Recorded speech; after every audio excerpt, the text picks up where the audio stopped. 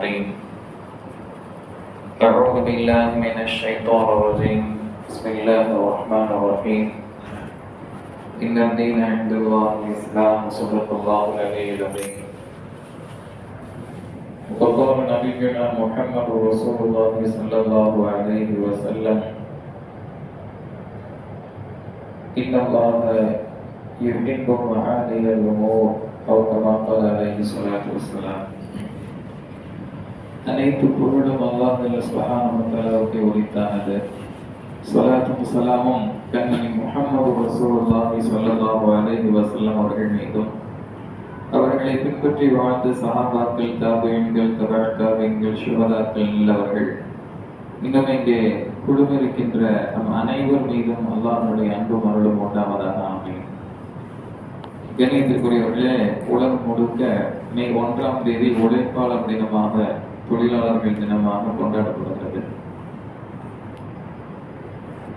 அவர்களுக்கென ஒரு கால அளவு இல்லாமல் அவர்கள் வேலை செய்து கொண்டிருந்த வேளையில் குறிப்பிட்ட சில மணி நேரங்கள், 8 மணி நேரங்கள் என்று அவர்களது நேரத்தை நிர்ணயித்து தொழிலாளர்களுக்காக குரல் எழுப்பப்பட்ட அந்த நாளை தொழிலாளர்கள் தினமாக உலகம் முழுக்க கொண்டாடப்படுகிறது. உழைப்பு குறித்து, உழைப்பாளர்கள் குறித்து இஸ்லாம் பேசக்கூடிய சில விஷயங்களை நாம் எடுத்து யோசித்து பார்த்தால், நபிகள் நாயகம் ஸல்லல்லாஹு அலைஹி வஸல்லம் அவர்கள் உழைக்காமல் சோம்பேறித்தனமாக இருக்கக்கூடிய நிலையை விட்டு பாதுகாப்பு தேடினார்கள். மினல் கஸ்லி வல் அஜிஸ் அஊது பிக். அல்லாஹ்விடத்திலே துஆ செய்கிற போது, யா அல்லாஹ், உன்னை கொண்டு நான் பாதுகாவல் தேடுகிறேன். எதை விட்டும்? சோம்பேறித்தனத்தை விட்டும், இயலாமல் போவதை விட்டும் நான் பாதுகாப்பு தேடுகிறேன். என்னுடைய கரத்தால் நான் சம்பாதிக்க வேண்டும், என்னுடைய உழைப்பால் நான் சம்பாதித்த பொருளை கொண்டு நான் சாப்பிட வேண்டும், இந்த சமூகத்தில் கண்ணியம் நிறைந்தவனாக நான் வாழ வேண்டும் என்கிற துஆவை நபிகள் நாயகம் ஸல்லல்லாஹு அலைஹி வஸல்லம் அவர்கள் செய்திருப்பதை நாம் பார்க்கிறோம். அதனால் தான் இஸ்லாமிய மார்க்கம் யார் ஒருவர் உழைக்கிறாரோ, அப்படி உழைத்து சம்பாதிக்கிறாரோ, தன்னுடைய குடும்பத்திற்காக சேர்க்கிறாரோ, தன்னுடைய குடும்பத்திற்காக செலவழிக்கிறாரோ, அந்த மனிதர் குறித்து தீனுக்கும் அவருக்கும் சம்பந்தம் இல்லாமல் வேறொரு நன்மை குறித்தெல்லாம் பேசவில்லை. அவர் தன்னுடைய குடும்பத்திற்காக சம்பாதித்தாலும் கூட அது அல்லாஹ்வுடைய பாதை என்று அருமை நாயகம் ஸல்லல்லாஹு அலைஹி வஸல்லம் அவர்கள் சொன்னார். சில சஹாபாக்கள் குறித்து விமர்சனம் வந்தது. இவர் பெருசா ஈடுபாடு இல்லாம இருக்கிறாரு, குடும்பத்திற்காக சம்பாதித்து அந்த தேவை நிறைவேற்றுவதில் மட்டும் ஆர்வமாக இருக்கிறார், முயற்சி செய்து கொண்டிருக்கிறார் என்று சொல்லப்பட்ட அந்த நேரத்தில் தான் நபிகள் நாயகம் ஸல்லல்லாஹு அலைஹி வஸல்லம் அவர்கள் சொன்னார்கள், அதுவும் அல்லாஹ்வுடைய பாதை தான்.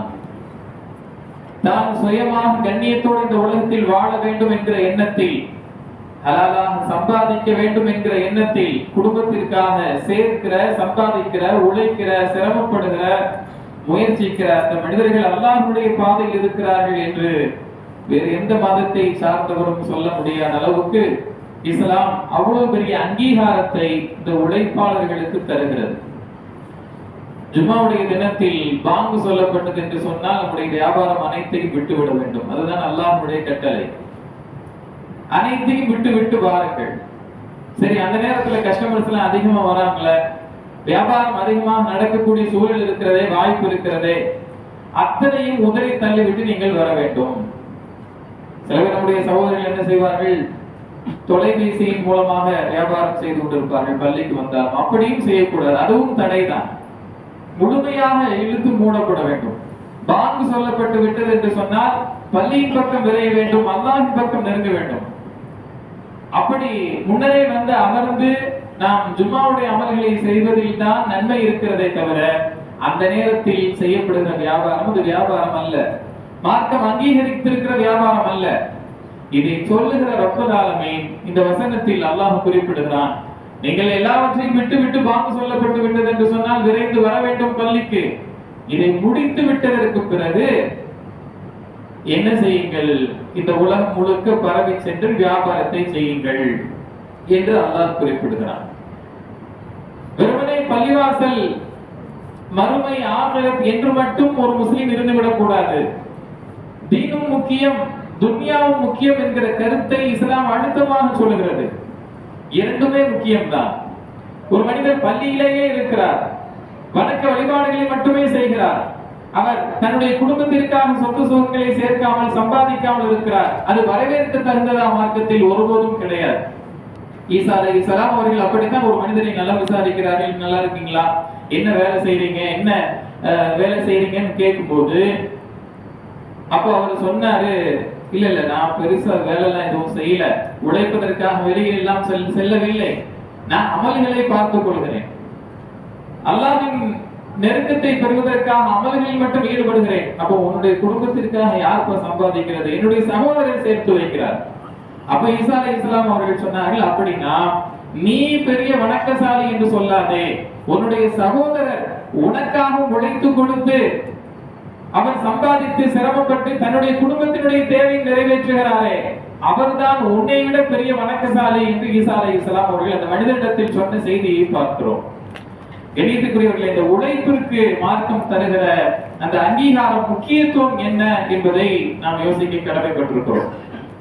கை காய்ந்த நிலையில நபிகள் நாயகம் ஸல்லல்லாஹு அலைஹி வஸல்லம் அவர்கள் ஒரு சஹாபியிடத்திலே கை கொடுக்கிற போது ரொம்ப ஹார்டா இருந்துச்சு அவர்களுடைய கரங்கள். நபிகள் நாயகம் ஸல்லல்லாஹு அலைஹி வஸல்லம் அவர்கள் உழைத்து உழைத்து காய்ச்சி போன அந்த கரங்களை நபிகள் நாயகம் ஸல்லல்லாஹு அலைஹி வஸல்லம் அவர்கள் முத்தமிட்டார். இது உழைத்து உழைத்து சிரமப்பட்டு சம்பாதிப்பதற்காக ஓய்ந்து போயிருக்கிற கைகள், காய்ந்து போயிருக்கிற கைகள், இது அல்லாஹ்வுடைய பிரியத்தை பெற்றுத்தரும் என்று அன்னலம் பெருமானார் ஸல்லல்லாஹு அலைஹி வஸல்லம் அவர்கள் அந்த கரத்தை முத்தமிட்டார்கள் என்று சொன்னால் இந்த அளவுக்கு மார்க்கம் இந்த உழைப்பிற்கு அங்கீகாரத்தை தருகிறது. சந்தையில, கடை வீதியில ஒரு மனிதர் வியாபாரம் செய்கிறார், அவருக்கும் அல்லாஹ்வுக்கும் சம்பந்தம் இல்லை, அவர் இறை நெருக்கத்தை பெற முடியாது என்பதெல்லாம் இல்லை. அத்தாஜிரு ஸதூக் நபிகள் நாயகம் ஸல்லல்லாஹு அலைஹி வஸல்லம் அவர்கள் சொன்னார்கள், உண்மை பேசக்கூடிய, நீதமாக நடக்கக்கூடிய, உண்மையாக இருக்கக்கூடிய ஒரு வியாபாரி அவர் நாளை நபிமார்களோடு இருக்கலாம் என்று நபிகள் நாயகம் ஸல்லல்லாஹு அலைஹி வஸல்லம் அவர்கள் சோபனம் சொன்னார்கள். கண்டிஷன் என்னன்னா உண்மையாளர்களாக இருக்க வேண்டும், எந்த நேரத்திலேயும் பொய் உரைக்கக்கூடிய கூடாது, நியாயமான முறையிலே தன்னுடைய வியாபாரத்தை செய்தார் என்று சொன்னால் அவர் நபிமார்களோடு இருப்பார். ஏன்னா உண்மை பேசி ஒரு வியாபாரம் செய்வது, வியாபாரத்தை சிரமப்பட்டு செய்வது என்பது சாதாரணமான விஷயம் அல்ல என்பதற்காக மார்க்கம் அவ்வளவு அங்கீகாரத்தை தருகிறது. இவர் இந்த உலகத்தினுடைய தேட்டத்திற்காக போகிறார், இவர் ஒரு சுயநலவாதி என்பதல்ல, அப்படிப்பட்ட கருத்தை இஸ்லாம் சொல்லவில்லை. இவர் தன்னுடைய வறுமைக்காகவும் சம்பாதித்துக் கொண்டிருக்கிறார். என்ன சம்பாத்தியம்? நபிமார்களோடு தன்னுடைய இருப்பிடத்தை பதிவு செய்வதற்காக, ரிசர்வ் செய்வதற்காக உண்டான ஒரு மிக முக்கியமான வேலையைத்தான், அவர் சம்பாத்தியத்தை தான் அவர் செய்கிறார் என்று நபிகள் நாயகம் ஸல்லல்லாஹு அலைஹி வஸல்லம் அவர்கள் இந்த ஹதீஸை சொல்கிறார்கள். என்றால் சம்பாதிக்கக்கூடிய கரங்கள், அதற்காக சிரமப்படக்கூடிய நபர்கள் அல்லாஹ்வால் போற்றப்படுகிறார்கள், அல்லாஹ்வின் தூதர் ஸல்லல்லாஹு அலைஹி வஸல்லம் அவர்களால் சோபனம் சொல்லப்பட்டிருக்கிறார்கள் என்று பார்க்கிறோம். கண்ணியத்திற்குரியவர்களே, அப்படிப்பட்ட அந்த உழைக்கக்கூடிய அந்த நபர்களினுடைய எண்ணம் எவ்வாறு இருக்க வேண்டும்? 4 எண்ணங்கள் மிக முக்கியமாக இருக்க வேண்டும் என்று நபிகள் நாயகம் ஸல்லல்லாஹு அலைஹி வஸல்லம் அவர்கள் தங்களுடைய வார்த்தையில் சொன்னார்கள். முதலாவது, ஹலாலான முறையில் அவருடைய சம்பாத்தியம் இருக்க வேண்டும். ஹலாலை தேடி நான் புறப்படுகிறேன் என்கிற எண்ணத்தில் ஒரு உழைப்பாளனுடைய எண்ணம் இருக்க வேண்டும். எந்த விதத்திலேயும் ஹலாலுக்கு மாற்றமாக, மார்க்கம் அங்கீகரிக்காத வழியில நான் என்னுடைய சம்பாத்தியத்தை செய்ய மாட்டேன், நான் உழைப்பை அப்படி என்னுடைய வியாபாரத்தை செய்ய மாட்டேன் என்று உறுதியோடு இருக்க வேண்டும். ஏனென்றால் நபிகள் நாயகம் ஸல்லல்லாஹு அலைஹி வஸல்லம் அவர்கள் தெளிவாக சொன்னார்கள், ஒரு மனிதனுடைய அமல்கள் எப்படி வெளிப்படை தன்மையை வைத்து அவருடைய துஆ அங்கீகரிக்கப்படுவது என்பதல்ல, அவர் உடுத்துகிற ஆடையும் அவர் உண்ணுகிற உணவும் ஹலாலான வழியில் இருந்தால்தான் அவருடைய துஆவை ஏற்றுக்கொள்ளப்படும். ஒரு மனிதர் அப்படித்தான் புழுதி படிந்த ஆடையோடு வருகிறார், தலை கலைந்தவராக வருகிறார், காபாவினுடைய துணியை பிடித்து கெஞ்சுகிறார். ஆனால் அவருடைய துஆ எப்படி ஏற்றுக்கொள்ளப்படும்? ஏனென்றால் அவர்களுடைய உணவும் அவர் உடுத்திருக்கிற ஆடையும் ஹராமாக இருக்கிற போது எப்படி அவருடைய துஆ ஏற்றுக்கொள்ளப்படும் என்று நபிகள் நாயகம் ஸல்லல்லாஹு அலைஹி வஸல்லம் அவர்கள் சொன்னார்கள். முதலாவது நம்முடைய சம்பாத்தியம் என்பது ஹலாலான முறையில் நடக்க வேண்டும். இது முதலாவது எண்ணமாக இருக்கிறது. இரண்டாவது நபிகள் நாயகம் ஸல்லல்லாஹு அலைஹி வஸல்லம் அவர்கள் உழைப்பவர்களுடைய எண்ணம் எவ்வாறு இருக்க வேண்டும் என்பதை தங்களுடைய ஹதீஸில் சொல்கிற போது, அடுத்தவர்களுடைய கையை எதிர்பார்த்து நான் இல்லை, என்னுடைய உழைப்பை நம்பி நான் இருக்கிறேன் என்கிற எண்ணத்தில் ஒரு உழைப்பாளனுடைய சம்பாதிக்கக்கூடிய ஒரு மனிதனுடைய எண்ணம் இருக்க வேண்டும்.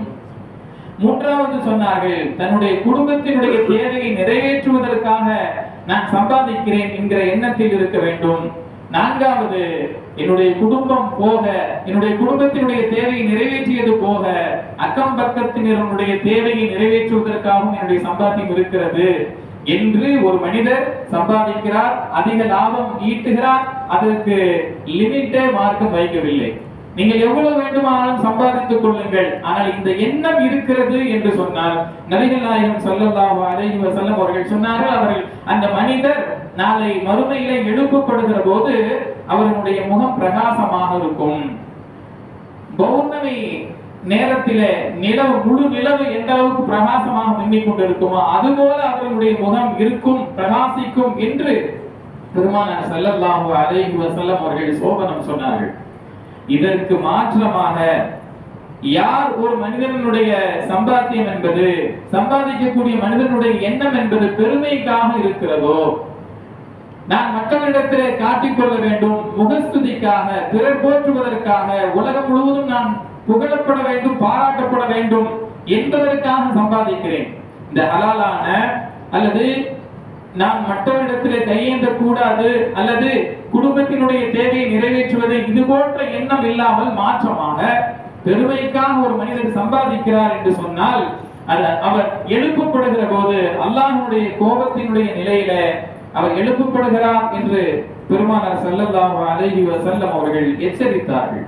கண்ணியத்திற்குரியவர்களே, எனவே இந்த உழைப்பு என்பது மார்க்கம் அங்கீகரிக்கிறது. யார் ஒரு மனிதர் நல்ல முறையிலே, ஹலாலான முறையிலே, உண்மையாக, நீதமாக நடந்து தன்னுடைய வியாபாரத்தை செய்கிறாரோ அவருக்கு மறுமையிலேயும் பிரதிபலன்கள் உண்டு என்கிற சோபனத்தையும் பெருமானார் ஸல்லல்லாஹு அலைஹி வஸல்லம் அவர்கள் சொல்லித் தந்தார்கள்.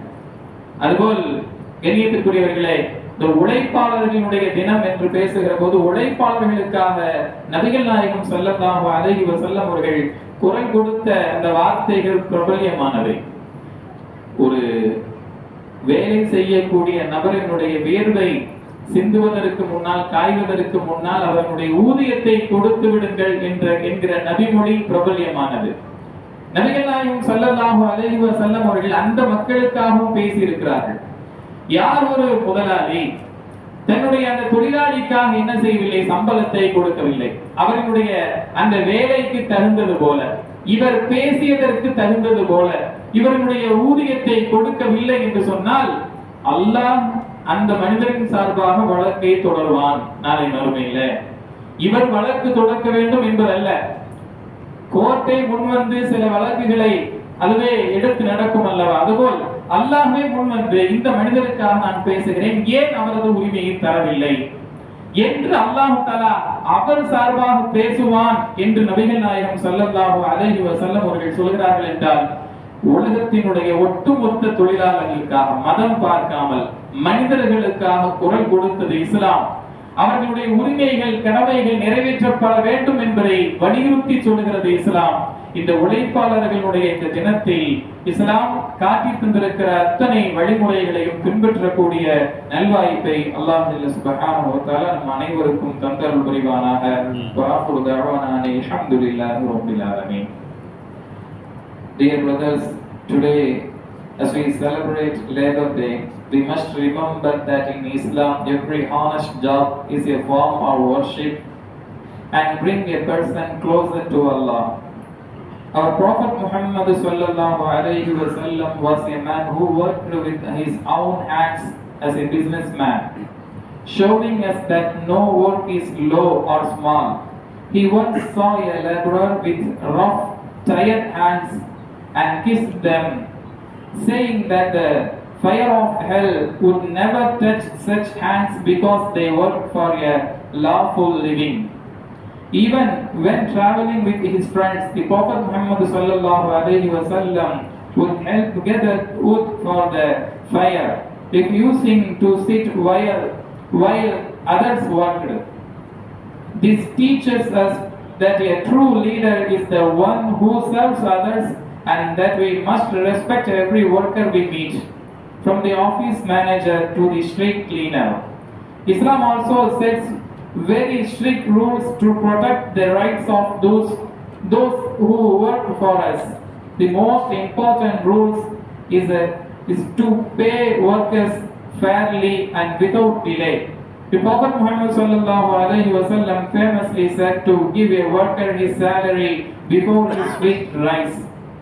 It is a huge sin to take work from someone and then hold back their pay or pay them less than what was promised.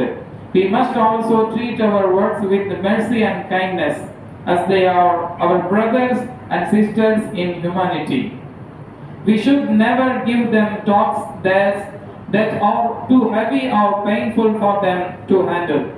And if a job is very difficult, we should provide extra help or do it alongside them. A Muslim employer is the one who cares for the well-being of his workers as much as he cares for his own business. On the other hand, being a worker is a position of trust. And a Muslim worker must be honest and sincere in his duties. This means doing your job with excellence or ihsan even when nobody is watching, because you know that Allah is watching always.